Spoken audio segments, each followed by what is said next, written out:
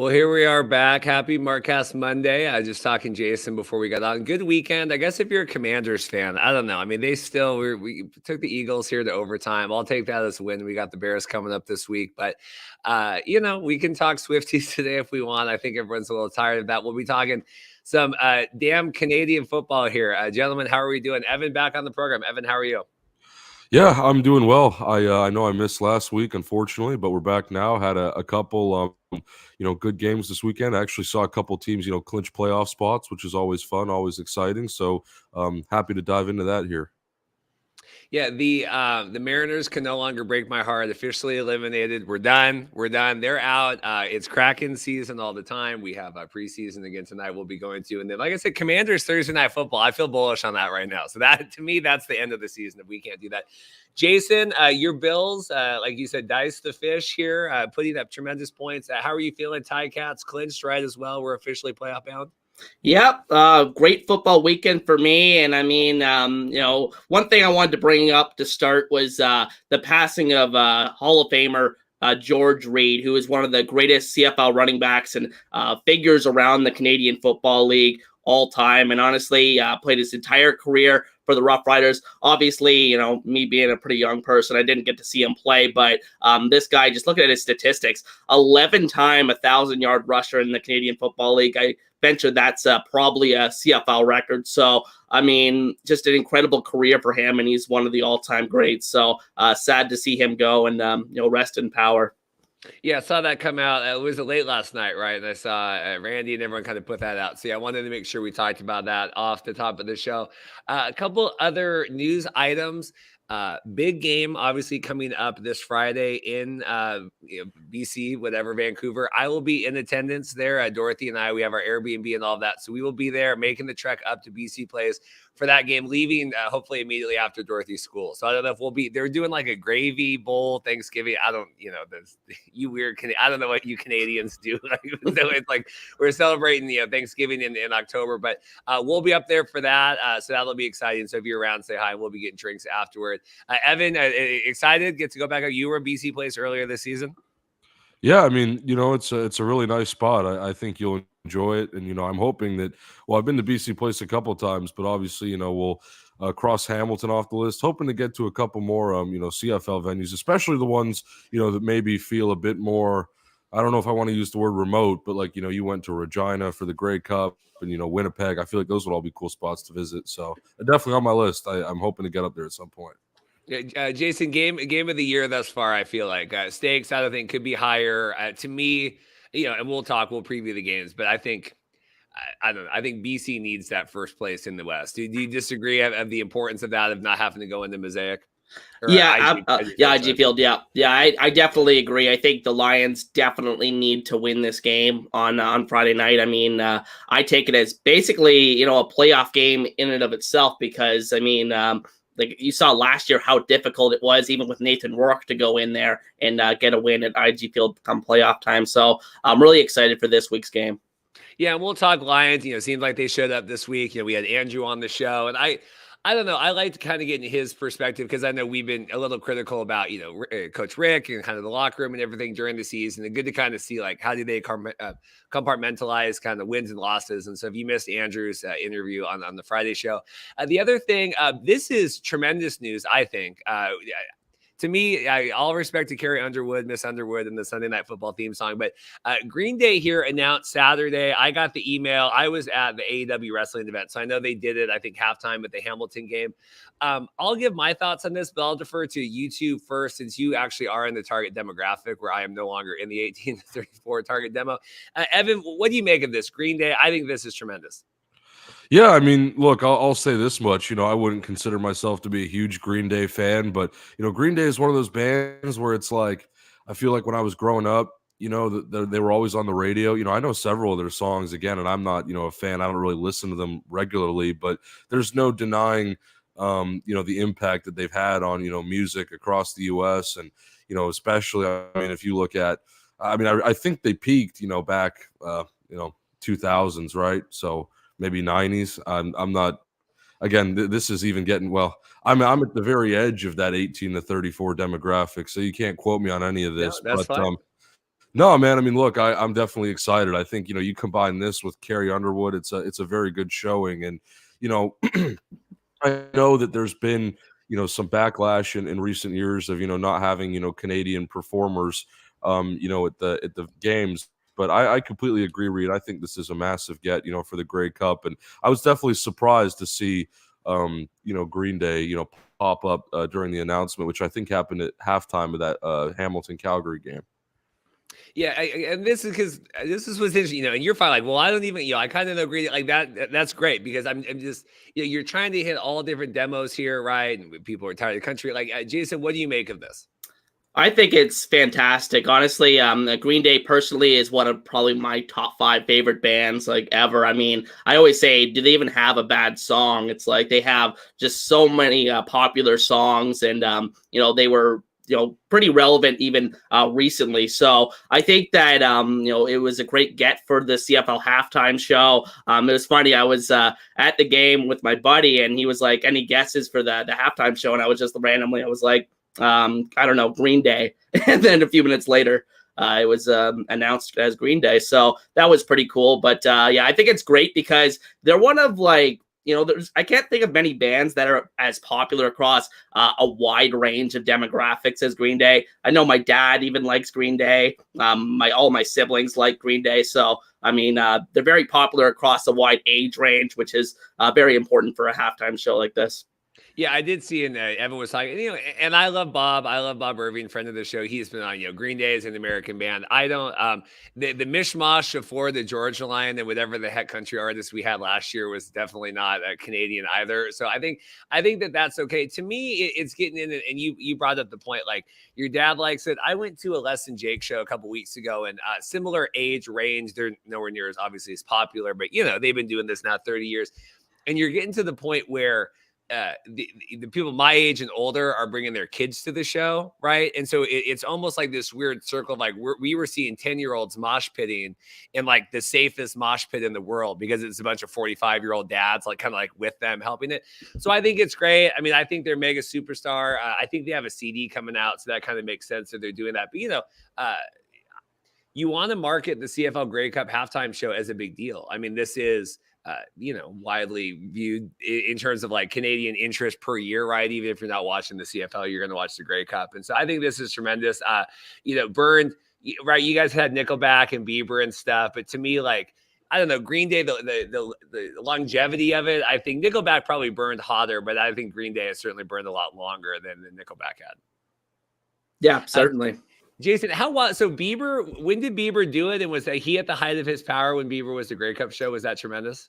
Yeah, that was a huge deal. That was for the 100th Grey Cup in Toronto. So it was a huge deal in 2012. And it was Justin Bieber, Marianas Trench, Carly Rae Jepsen, and I think it was Gordon Lightfoot of all people that was part of that as well. So it was a big deal, and they made it a big deal for that game at Rogers Center. We'll be there. Yeah, maybe there'll be a little. Let's put together a little media event here. Let's get in with the Green Day. Maybe we can do all that stuff. So here we go. Week 17 here coming up. Obviously, we have our wonderful CFL stats on here. Jason, the Calgary Hamilton game. You were in attendance. We had the announcements and kind of all that stuff. What did you make of that Saturday night? Well, I mean, first of all, from the Calgary perspective, I mean, this team just looks lifeless.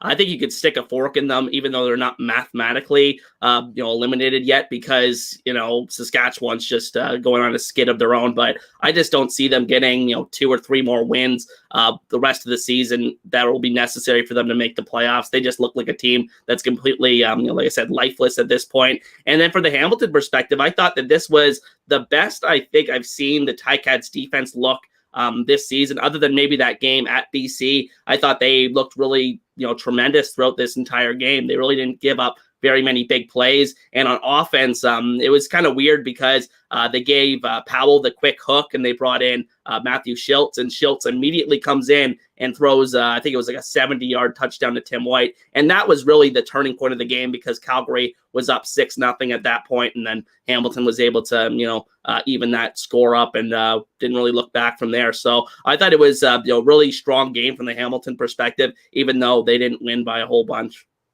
Yeah, I mean, I think this is a typical Calgary 15. Like, if you can score 20 plus more points, like, I think you're going to beat Calgary. They just haven't proven. I was kind of reminding me listening to the pregame for the Jets Chiefs last night, where they're like, the Jets are going to need to be able to put up 25 points plus to beat the Chiefs, and they haven't proven that they've been able to do that. Look at the game last night. I mean, they weren't they weren't able to do that. So, yeah, Evan, seeing your boy here, Schiltz coming back in this, what did you make of Hamilton? Yeah, I mean, this was a very good outing by Hamilton in a game that, it was nice to see them sort of clinch, playoffs at home. I think again, there was a lot of a couple of weeks ago, it seemed like, this might have not been possible, and we were very, hesitant to kind of, lock in Hamilton as a playoff team. But again, they've sort of, really built things up, in these last couple of weeks here, of the season, and now obviously, I mean, they look capable. We'll see how they, ride with some of the bigger teams in the playoffs, right? But they certainly look capable. Really impressed to get, with Schiltz. I know you brought that up. Really impressed with his performance. Him coming in 225 yards on 11 completions is pretty outstanding. You don't see that very often. I mean, again, a lot of big playability. I'm sure that 70-yard touchdown or whatever it was to Tim White helped out, but yeah, definitely a nice performance by Hamilton all around. And then, Jason brought up the defense. I know we don't talk a lot of defense on this show, but guys like Jameer Thurman, Will Sunderland, they all stood out. And then, Calgary, I have to agree with everything that's already been said. I feel like Calgary, even if they're not mathematically eliminated, I don't know how you view this as a playoff team. Every time you kind of say that they have to win, you're pulling for them. They just can't get the job done. So, unfortunately, it's been one of those years for Calgary. Again, very, very uncharacteristic for them since they're in the playoffs every year. But it really just kind of has been one of those years where, they're never really able to get over the hump. And keep in mind, Calgary has flashed a lot of good things, even though I think we've been a bit critical at times. Calgary has, had their games where they looked, complete, and they were able to, impress, especially on the offensive side of the ball where things have been, it feels like they've been really slow and conservative. But yeah, I mean, overall, Calgary just, this was a game where I thought they honestly had a chance. I thought maybe they could, surprise Hamilton just because Hamilton's kind of been in their groove, and, maybe they were going to get a bit too comfortable. But no, I mean, they Hamilton stood tall, and Calgary was just, just a bit short. So, it's too bad, but, life goes on. And, I think it's a time, that it really proves that the CFL is changing. If Calgary's starting to, slow down a bit and possibly be looking at, making some significant changes in the offseason. Jason, in terms of, Schiltz coming in here, and obviously it's early Monday, we'll kind of figure out stuff this week, but like, is that the game plan moving forward? What did you make of that in terms of getting to the playoffs here? Well, they've had some weird strategies the past couple of years with their quarterbacks. I mean, remember last year when they had, at times, they were playing Dane and Matthew Schiltz like in the same game when they were both healthy. So, I mean, we could see that like a platoon situation where, Powell starts the game and Schiltz comes in again. And then, they kind of go back and forth with that and kind of ride the hot hand. But, I mean, I think because Schiltz finished this game, he'll probably get the start next week. But like I said, with the strategies that they've deployed in the past, and you also have to bring up the potential for Bo Levi Mitchell's return, that could throw a wrench in the whole thing. So it should be very interesting to see, who's going to be under center for the Ticats in the coming weeks. Yeah, I mean, we do this a lot, like XFL. We get the spring football, like, oh, we're gonna ride the hot hand of the quarterback. I mean, Evan, did you ever see that working like long term? You mean with Schiltz? Well, just like just the concept of that. Like I said, Jason, I get what he's saying because it does seem like they've done that before. But like I said, we've seen that in other leagues. Like, well, we're gonna. I think you got to ride with one. I don't think you can pull. Okay, you had a bad drive. Okay, we got to pull you. Right. We saw Mac Jones get pulled yesterday. Like, I just think you kind of got to ride or die here. Yeah, I'd have to agree with that part of it. I mean, I think, at the quarterback position, you're looking for consistency. And if you're swapping guys in and out of a game, all the time, no one's going to really be able to, put things together in a complete manner. Like I know in college, one of the better examples of a 2-quarterback system was Sacramento State because their team, went to the playoffs and they had a very, very good run at the FCS level last year with their 2 quarterbacks, Jake Dunaway Astro Hara, I believe, and Dunaway is actually now with the Ottawa REDBLACKS. So kind of funny how that all works out. But my point being, it's very rare to see a 2-quarterback system, if that's what you want to call it. It's very rare to see that work out, in my opinion. And I feel like, once you have a guy in there, who looks capable, you kind of just have to roll with that for a bit, barring any setbacks. I feel like if you have a 2-quarterback system, it just creates a scenario where, it's kind of like you've got, 2 siblings fighting over something. It just kind of feels like there might be might be a bit of a shift in power, because again, quarterback's supposed to be a leader, right? It's a leadership position. You're supposed to take accountability. And, if there's 2 quarterbacks, it's kind of hard to, follow a certain one. Like, you want to follow both, but then you don't know who's going to be in. So again, it doesn't just affect the quarterback as well. It also affects all the guys around him, the receivers that are catching the ball. Maybe one quarterback can run, so you're going to have more, option plays or whatever. Again, there's a lot of logistics that go into that. But yeah, I feel like most of the time rolling with one quarterback is the right way to go. So Jason, we're basically looking here. I was trying to look at the schedule here coming up. So if we look at the standings, right, Ticats, we got to get we want home field advantage, right, in the semis against the Alouettes. Coming up, they have I had it here and then. So Hamilton's going into Saskatchewan, right, Ottawa into Montreal, and then the next week you got BC at home, and then obviously Edmonton hosting the Alouettes. Any prediction there? Do you think Hamilton's able to make up that game on Montreal? Probably not, because I don't see the REDBLACKS beating the Alouettes at this point, given the poor effort that we saw this past weekend. So I think the Alouettes will get a win there. Hamilton, I'm 50-50 about whether or not they're going to go into Saskatchewan and win, even though Saskatchewan's looking very poor right now themselves. That's been a house of horrors for the Ticats. I can tell you as a Ticats fan, I think they haven't won there in like 7 years or something like that. Like even the year in 2019 where they went 15-3, that was one of their losses that year. So, I mean, I don't know if they're going to get a win there, and then there'll be a 2-game gap, and that would basically be it from that point. But, I do think I like their chances at home against BC. I think, given what we saw in that first match against them. And then last week of the season, they play, on the road against Montreal. So that'll be an interesting game if it means anything at that point. So I'm really excited to see what happens the rest of the season. But, I think at the end of the day, I don't see the Alouettes giving up that second place spot to Hamilton. So and you're a lot more knowledgeable about all these playoff seedings and standings. Like, so, crazy world here. BC shows up Friday, right? Kicks the pants off Winnipeg. Do they have to stay a game up on Winnipeg, or like, is it because the tiebreaker and all? Like, are we still having to, like going into Hamilton here, and we've got the host Calgary? Like, what do you make of BC at the end of their schedule if we are able to get the game up?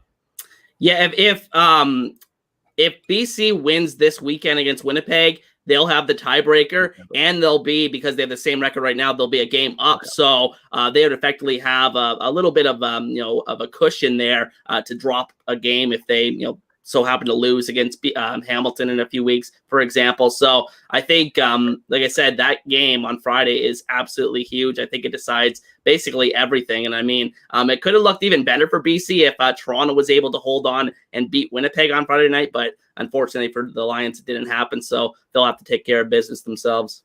Yeah, because I mean, if you're looking here, you got, like we said, the Friday game, Hamilton, you're going into Hamilton and then hosting Calgary to kind of end up the year. Evan, I guess any other thoughts? We'll get to the other games here. Any other thoughts, Calgary or Hamilton here? No. No. Jason, anything else on this? Hamilton faithful, was the hammer rocking? Yeah, it was a great crowd. I felt like, because Calgary's not necessarily a big draw. Like, you see, like, the fans really come out for the Toronto games and, the games, like, against a marquee opponent, like, say, like a Winnipeg or maybe even a BC. But I think for it being a game against Calgary, I thought the crowd was really excellent. I think it was around 23,000 there on Saturday night. So I thought it was a great crowd and a great atmosphere for that announcement for Green Day as the halftime show. All right, so let's get in here. Let me get back over. So Montreal going into Ottawa here. We'll go Jason first on this while I get it pulled up. Thoughts on this one? I don't have many thoughts on this one because I didn't get a chance to really watch too much of this game. My main takeaway would be that just the Red Blacks, just like Calgary, they're very similar teams. They came out with no fight in this one once again. It was 22-0 entering the fourth quarter. They had multiple turnovers in the red zone. They had a situation where I think they were down by 7 points at that point of the game early in the second quarter, and they threw a pick six to Marc-Antoine Dequoy, who's having an excellent season, by the way, for Montreal. So, I mean, the Red Blacks just a very disappointing effort for them. I thought that this game would be a lot closer than it ended up being, but ultimately they didn't show up to play. And then Montreal, nothing spectacular from them, but defense continues to be a big story. Fajardo was solid in this one, didn't turn the ball over. William Stanback getting some good yardage and efficiency there. So that was good to see from them. But I think the big takeaway was Ottawa just showing up flat once again. Yeah, we had an Arbuckle appearance here as well, 7 of 9. Yeah, I guess so. Like I said, I didn't catch too much of the game, but I was kind of shocked when I looked at the box score and saw that he got into some action because they were very, very reluctant to play him ever since those first couple appearances at the beginning of the season. Yeah, I don't know. I mean, Crum here, like we said, come back down to earth. I mean, I certainly think he's played well enough to kind of carry the team next year, at least to kind of be in that contention. Evan, thoughts on this? I know this is kind of the Saturday afternoon, or kind of, I think it was even like earlier than that here on the West Coast. Yeah, I watched a good chunk of this game. I think, first half and then a bit into the third quarter. Yeah, this game to me felt like it was over pretty quickly. It was just clear that, I mean, Montreal kind of came out, and it don't, keep in mind it was slow, but I just didn't really feel like, Ottawa had the juice in that game to get things done. But I will say a couple notes. I was really impressed with the way Justin Crum spread the ball around to his receivers. It almost reminded me of Vernon Adams in BC. And, obviously he didn't have the yardage. He threw 2 picks. Arbuckle came in after, whatever. But Ottawa, I think, had 5 receivers with over 4 catches in that game, which I thought was very impressive. Definitely getting a lot of guys worked in. And then on the Montreal side, I know what's his name? Austin Mack was out this game, so you had Cole Speaker filling in, 3 catches for 60 yards. Stanback really impressed me in this game. Wasn't a terribly, exciting performance, I guess, but 6.5 yards per carry and a touchdown is extremely respectable. Just felt like, he was kind of a workhorse, and, really nice to see him again kind of, progress through the course of the season, because we had talked about at the beginning of the season, he was a bit slow with the injury and everything, and, coming off that, and then, this was kind of I think a big year for him, and he's now in these last couple weeks seems like he's finding his way, I should say, and he was doing that a bit a couple weeks ago too, here and there, that there was definitely signs things were going in the right direction. But the one really interesting takeaway that I had from this game, and this is kind of a bit random, but there was a play in this game that really got some, traction on Twitter, and I'm talking like it kind of went viral. And it was, I believe, Jess the onside Montreal. punt, right? Yes, the onside punt. And I had no idea, what was going on or why, that was important. Like, I thought, to me, I thought the coolest play of the game was when I think Montreal missed a field goal, and then Ottawa returned it, and then the ball went out of Ottawa's hands right back into, I believe it was Sibasu, maybe. He had the ball, and then it was like this really weird turnover. But yeah, the onside punt gained a lot of traction. Everyone was like, why would you do that? It doesn't make any sense. And then I think it was Trey Watson, who's in the XFL right now. He used to play with Montreal. He said, man, like, you wouldn't understand the CFL unless you were reading the rule book during the game. You know what I mean?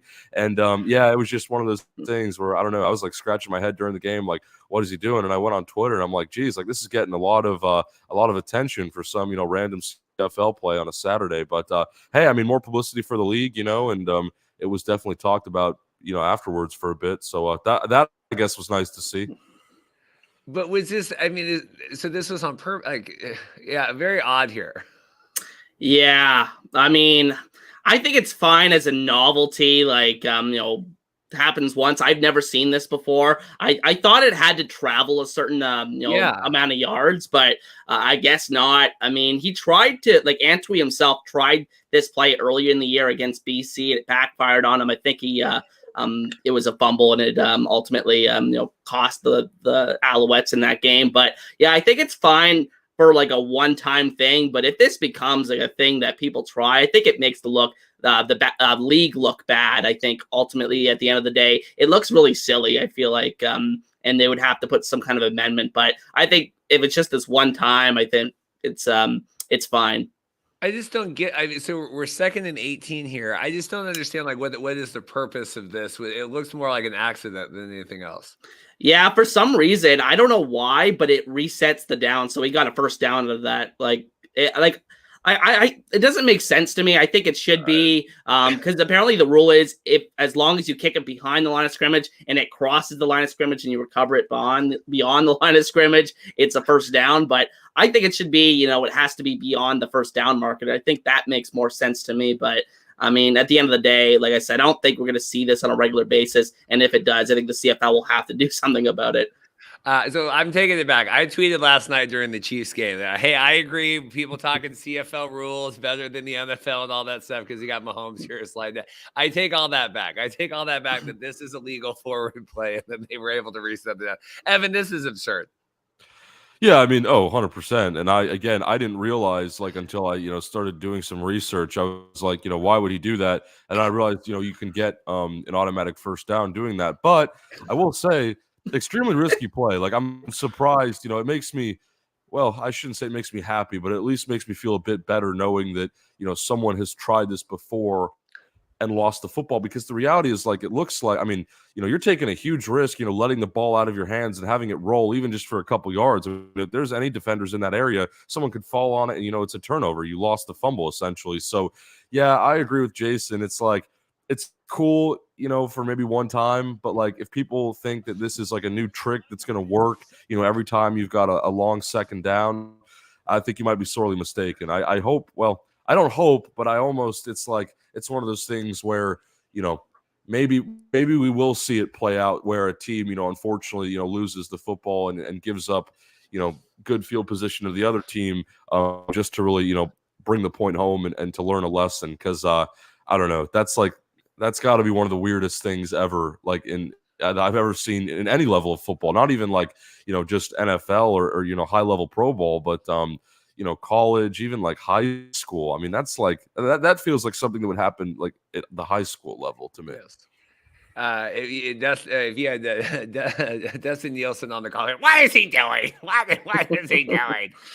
Okay, that's crazy. All right, anything else on this one? I mean, you would think, if anything, that would be Bob Dice would be dialing that up, not Montreal. You think Bobby Dice, the special teams guy, would be doing that. Jason, anything else on this one?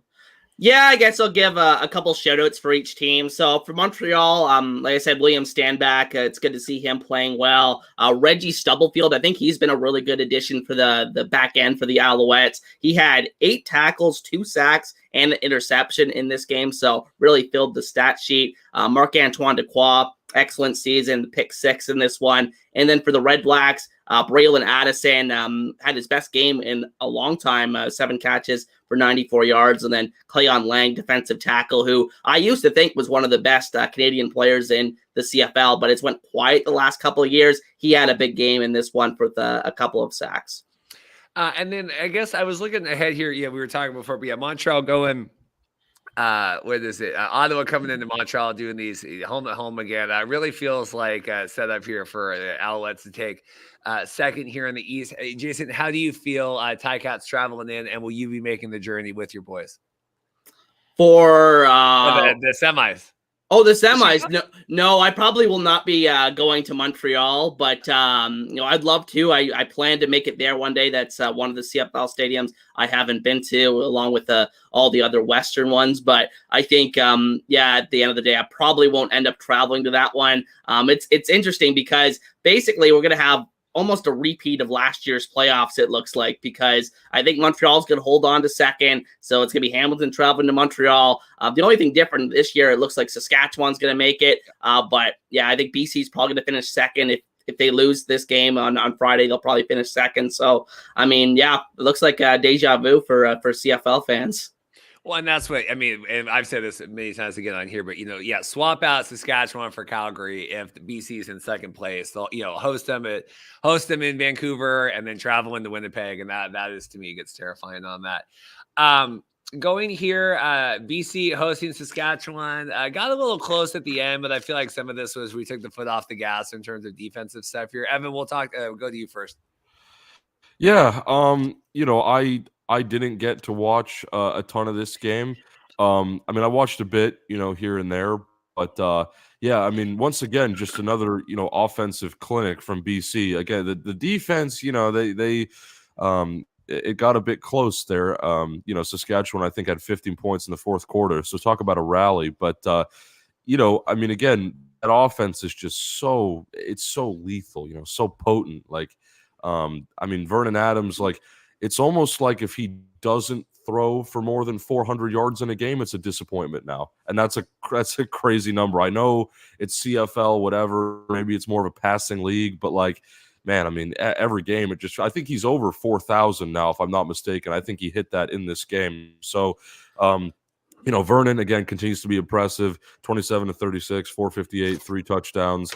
The run game, for BC, still a bit slow. That's something where, we've talked about this before, and I'm not going to touch on it too much here, but maybe one of those things you want to lean into a bit more before the playoffs, just to be safe, just to make sure that you have everything where you want it before you go and take on, Winnipeg, wherever that is. Again, whether it's in BC or, at IG Field. Again, crazy how, this is all unfolding now. And we were talking about that being one of the biggest scenarios of the season like 2 months ago. But anyway, that's a separate story.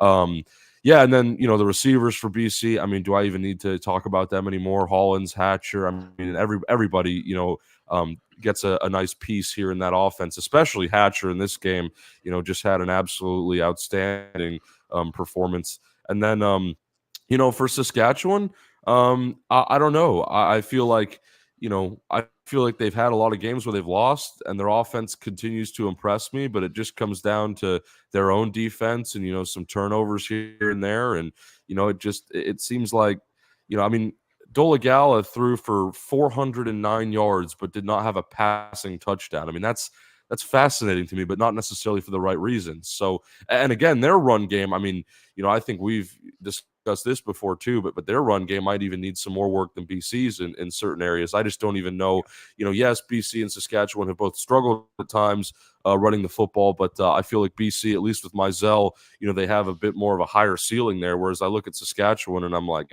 I don't know, so that's tough. But then, I mean, they had two, interestingly, BC only had one 100+ yard receiver, and that was Keon Hatcher. But Saskatchewan had 2 of them, in Keon Schaefer-Baker and Jareth Stearns, who, I've talked about Jareth Stearns at nauseum being, one of my, favorite players. He was one of my favorite players at the college level, and I've been very pleased with, what he's been able to do, coming into the CFL. He signed with Saskatchewan, I think, in July, so, middle of the season type thing, and has come in and has really, carved out a role for himself there. But, yeah, ultimately, this was a game I expected BC to win. Their offense continues to, really impress me. One of the more, I think, exciting, offenses to watch in the entire league. And I say that, even with all the teams like Toronto and Winnipeg, who go out there and, sling it every weekend. I mean, I've seen BC, live, now in back-to-back seasons at BC Place, and both times, I mean, the story was their offense. First it was with Nathan Rourke. Second time it was with, of course, Vernon Adams, who's there now. But yeah, I mean, that it was a pretty, again, just about what I expected.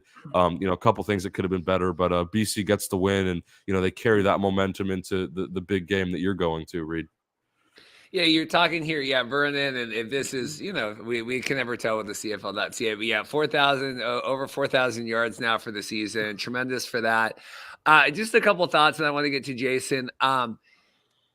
Rhymes was back, right? He had been out, so that was good to see. Vernon here, crazy 458, but giving up, like, where are the donut boys? You giving up 409 yards to Jake Dolegala? I mean, Jason, what do you like? You can't give. You got Winnipeg coming in. You can't be giving it 400 plus yards to Saskatchewan.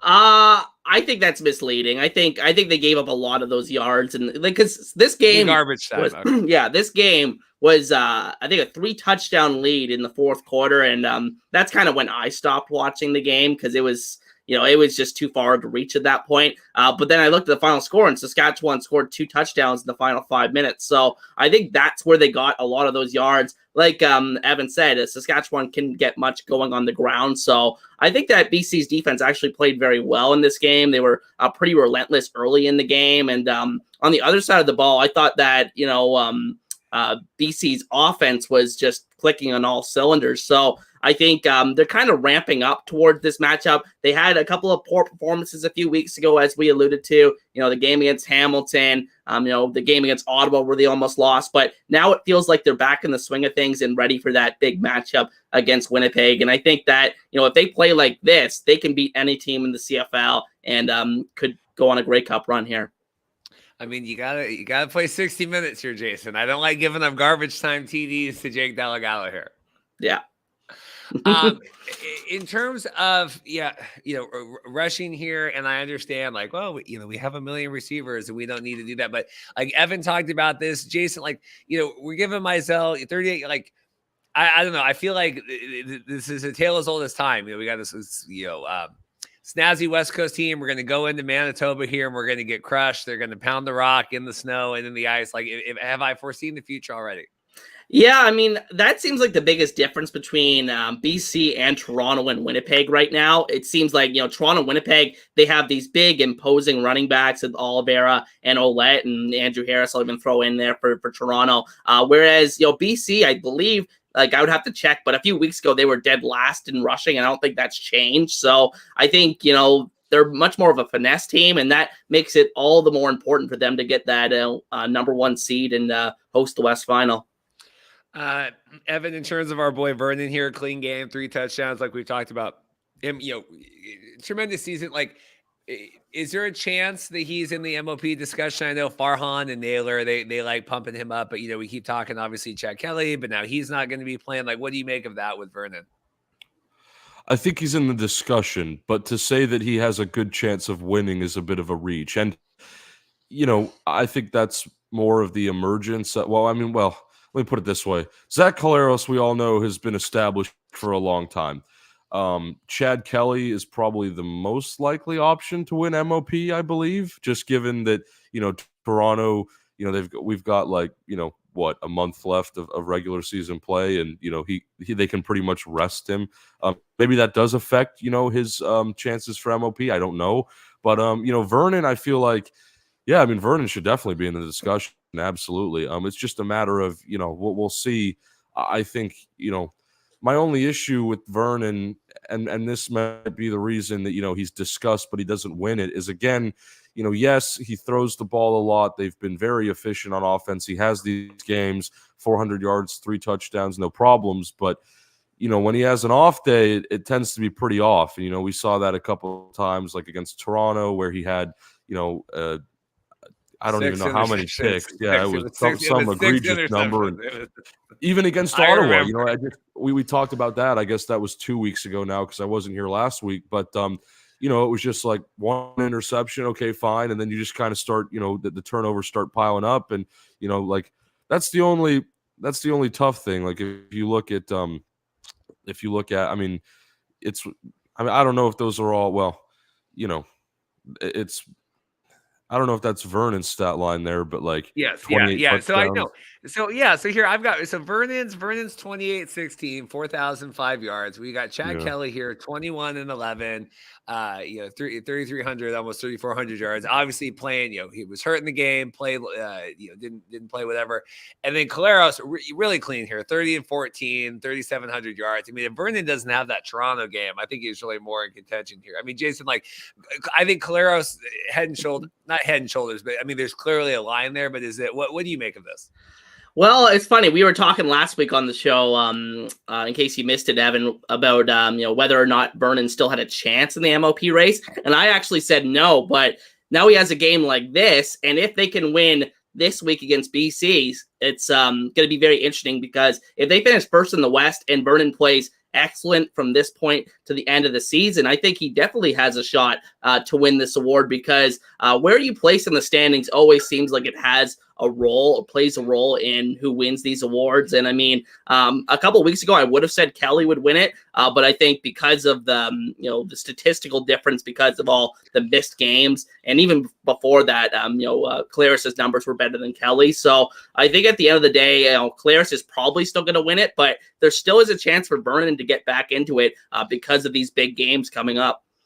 To me, that's the story. Like we've had this with Zach and Vernon, and he was with Montreal, and then he got traded midseason. He's doing all this. I mean, if you guys hadn't listened to the interview when we had Vernon on, I guess it was preseason this year, talking about and I was paying rent in Montreal, and I was paying rent in Vancouver, and I still have my house in Tacoma, and I'm trying to learn this rule book. To have the whole season under his belt here, come back and really kick ass, I think is a pretty exciting thing, especially for someone that's been in the CFL as long as Vernon has. I mean, I know emotion doesn't go into it. You got to look at the stats and everything here, but it's an interesting discussion. Evan, any other thoughts on that?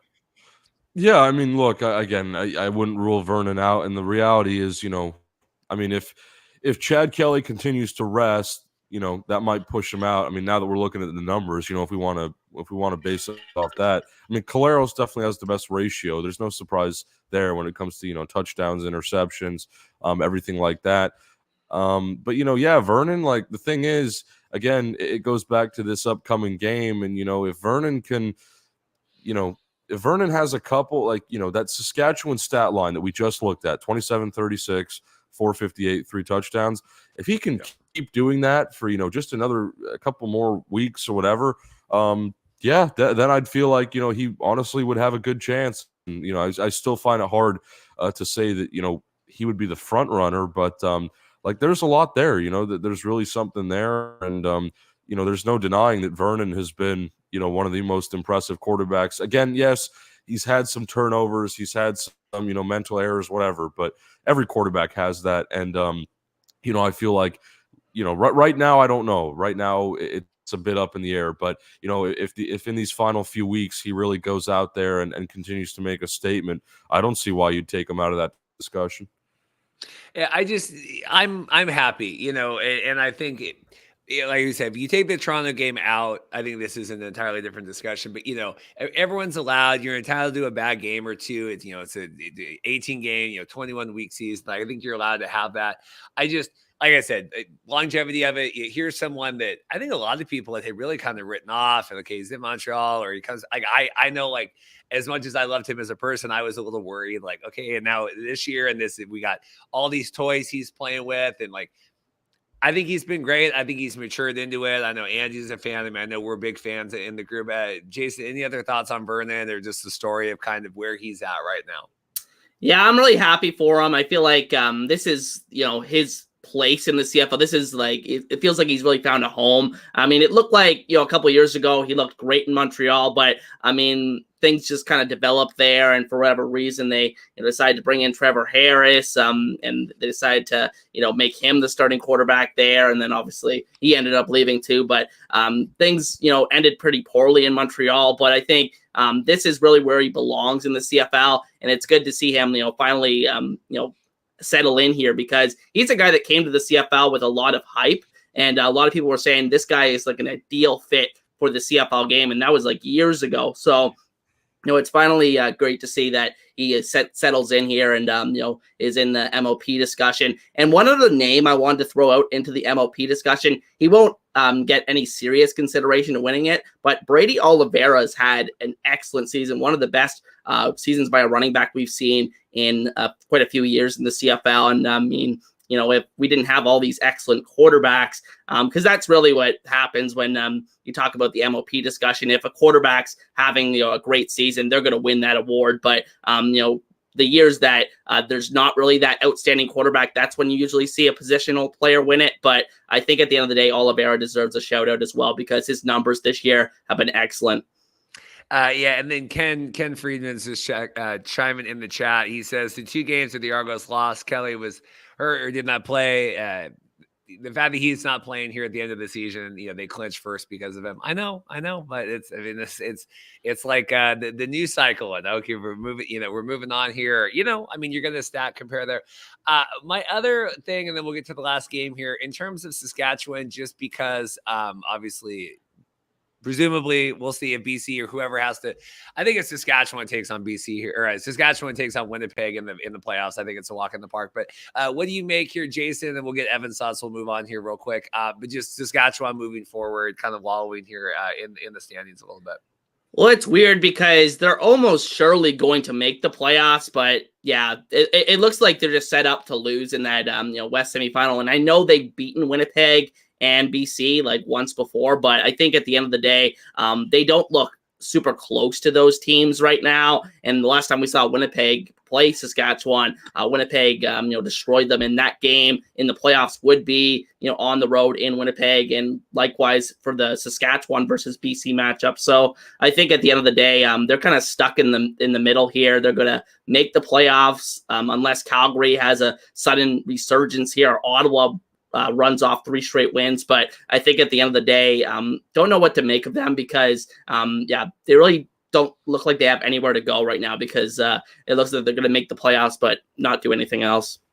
Yeah, super disappointing again. I mean, last year I know there was a lot of heads being called for because of obviously them hosting the Grey Cup and everything. But to feel like I don't know what you do here, Jason. Any other thoughts, Saskatchewan?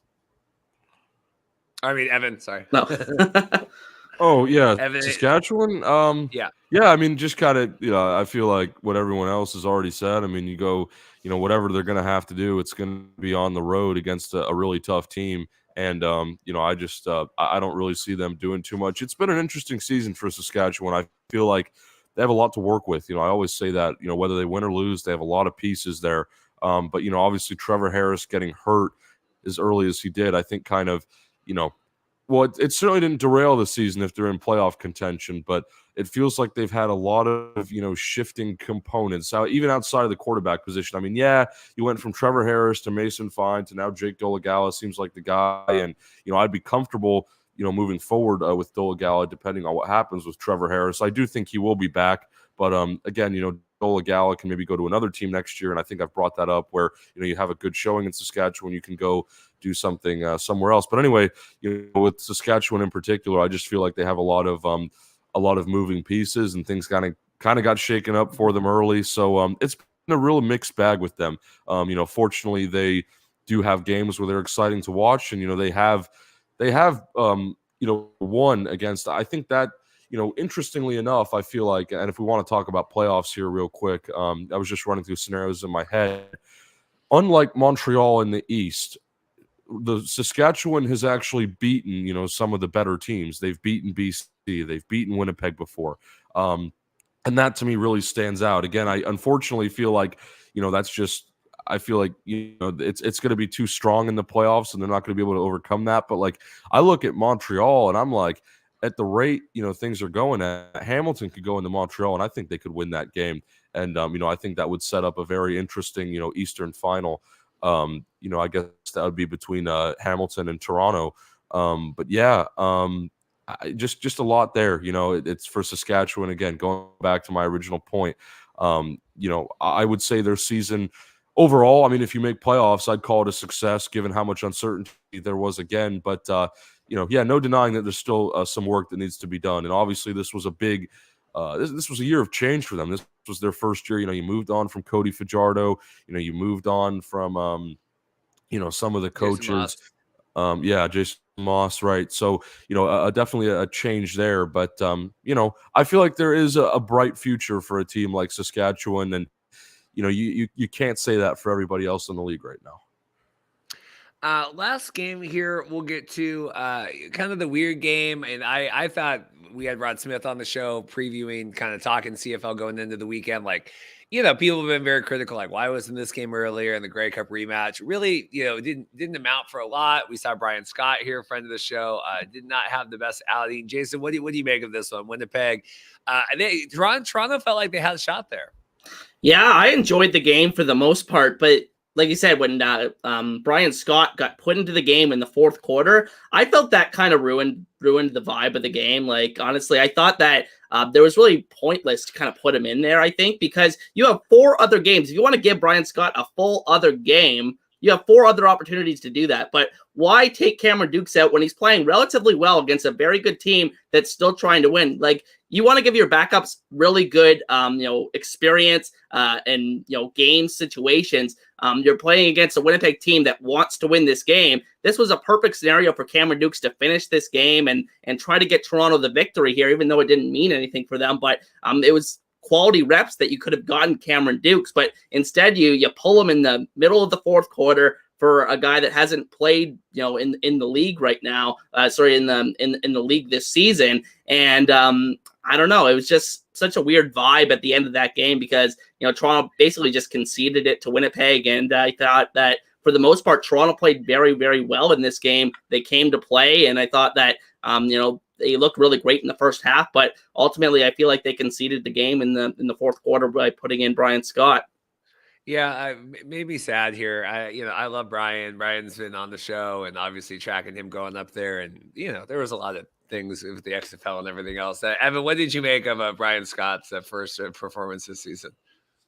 Yeah, well, Brian's been around, and I was very pleased to see him come into the game. I understand it was weird timing, and I understand, it might have not been the right decision, but we haven't seen Brian play since USFL last year, and he only played in a couple games before getting hurt. It's been a long time since he's been on the field, and the fact that he's still around in 2023, with a major pro franchise, one that has the potential to, win a championship, even if he's not starting, I find that to be a very formidable, I guess is the term, accomplishment. A very I remember when he was like the spring league MVP, and that feels like a decade ago now in football.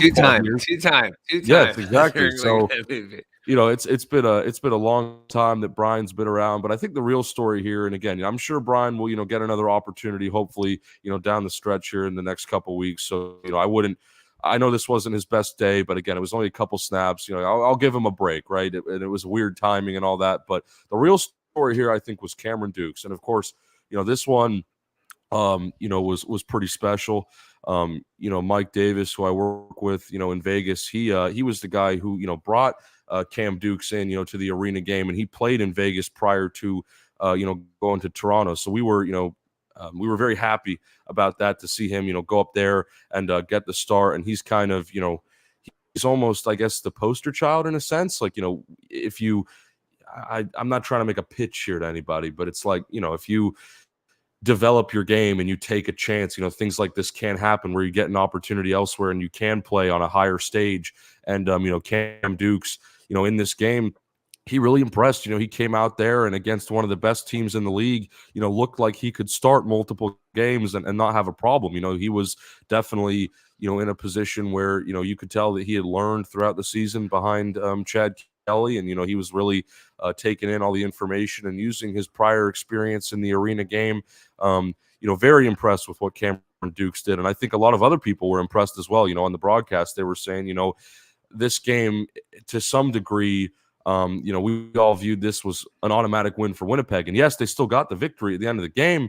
But for a while, it looked like, Toronto was just going to keep Dukes in there and they were going to roll past Winnipeg. And, the entire Toronto team played very well with him at the helm. So, yeah, I was really impressed, with how that went down. And I feel like, you see, there's too much time left in the season to where I would just take Chad Kelly out of the picture. Like, I think Chad, has to play again, obviously, before, they go to the playoffs. And I hope that goes without saying. But again, in this game, proved that, if you need Cam Dukes to play, he'll be there. And, he's going to play in a high capacity. And I think that, if you're Toronto, that makes you feel a bit more comfortable because I think someone mentioned it on TSN. They were saying, the only question that Toronto really had was, who's the backup? Who's the guy that's going to come in if something happens to Kelly during the season? And, obviously it was kind of a, between Dukes and Scott, nobody, really knew. Hell, Ben Holmes was in there at one point, but I can't bring up that name on this show. overall, yeah, I was still very impressed with Toronto, even though Winnipeg got the win. And yeah, I mean, I think that I know that was a lot about quarterbacks, but I mean, we can get into some other parts of the game here. But I'll let you talk first, Reed. Yeah, Jason, just, it's interesting. I mean, this has been the discussion here for a couple weeks now with Chad Keller and everything else. Toronto, I mean, really kind of almost beating Winnipeg with some of their, and I saw a lot of like online, like, well, they're not resting everyone, or I mean, it's still a football game. I mean, what did you make? Yeah, I was shocked how intense the Argos were in this game. I mean, besides the quarterback, I felt like they didn't really rest too many players. I think a couple guys on the defensive side, like Sean Oakman, I think rested for this game, but I thought that they played with a lot of intensity. AJ Ouellette, I think strangely only had the one carry in this game, but it went for a big play. And I thought that the Argos played with a lot of intensity in this game, and I thought they were legitimately trying to win. And that's why I was very confused by their decision in the fourth quarter to bring in Brian Scott. And let me be clear, I'm not ripping on Brian Scott. I'm just saying that I thought that Cameron Dukes deserved to finish that game with how he was playing, and that there were other opportunities to give Brian Scott a full game with the 4 games they have left in their season. So I think, going forward in terms of Chad Kelly, I think that they're going to play him next week, because I think they're going to play him for the home games. I think that's my theory about it, because the fans there deserve to see him play. But I think at the end of the day, I think for a game like this in Winnipeg, I don't think they wanted to show the Bombers too much in terms of their starting quarterback. So I think that's why they decided to do what they did. Yeah, I like that theory. Yeah, play Chad in the home games. Can you imagine like a full Brian Scott game? The full Brian Scott at the Argos at the helm. We got all these tools here. Evan, anyone else you want to spotlight here before we get out? Let me take a look. I don't have too many notes on this one. I will say, not that he had, an extremely impressive game, but Deontay McMahon was someone that I, scouted and interviewed. He went to school out here at McNeese State, and he signed with the Argos. I mean, I think he kind of signed with them before he even entertained any other NFL opportunity. I think he just decided that would be the best place to go, given his status, coming from the FCS. But it's nice to see him getting worked in. He was a really impressive player, at the FCS level, one of the best, running backs. And to see him starting to get some work here late in the season for Toronto. He's another one of those guys where it's like, kind of like Brian Scott, like you might have not flashed a lot now, but you've got 4 more weeks to do something, and I'm sure they're going to keep playing him. So that'll be exciting to follow. Maybe we'll talk about some guys on the Winnipeg side of the ball. Brady Oliveira. I mean, I think that goes without saying at this point, but 25 carries, 169 yards, averaging nearly 7 yards a carry. I mean, that's an absolute workhorse. That's 25 carries, for that many yards, and you're not even scoring. You're just kind of getting the ball and chugging along for a couple first downs. I mean, that's really good to see. And again, that I think I know some people might not want to hear this if you're not a Winnipeg fan, but that might help him a lot in the playoffs. I think that's almost like a secret weapon, even though we all know how good Brady Oliveira is. But yeah, Reed, I got to say it, man. I know there's this whole BC deal, but we'll see what happens. I think that's probably it in terms of guys from that game. Again, I enjoyed watching it. Obviously, there were some, different faces, but I mean, yeah, there was enough starters in there. I think Toronto, they had a lot of their starting lineup in. I think they just, pulled some guys early, like AJ Ouellette had 1 carry, and then just kind of left after that. So I don't know. Interesting. Again, kind of an interesting tactic. I know we brought it up with, we talked about Hamilton, like the 2 quarterbacks, like, some of these teams, pull some interesting cards out of the hat. And then, having Brian Scott in there at the end of the game. Again, hope to see Brian in a larger capacity, having more success moving forward here over the next couple of weeks. But yeah, ultimately I think that's it. Well, there you go. We did it. Like I said, big game coming up Friday. Winnipeg going in there. Jason, any other games you want to spotlight before we get out of here? No, I don't think so. I mean, I will add to Evan's point about, Brady Oliveira being really important for them, because I think with Winnipeg, they like to hit the big play, but they're not necessarily the best in terms of the short range passing game. I think the running game is very important for their pacing of that offense. So I think, Oliveira, very key guy for them going forward.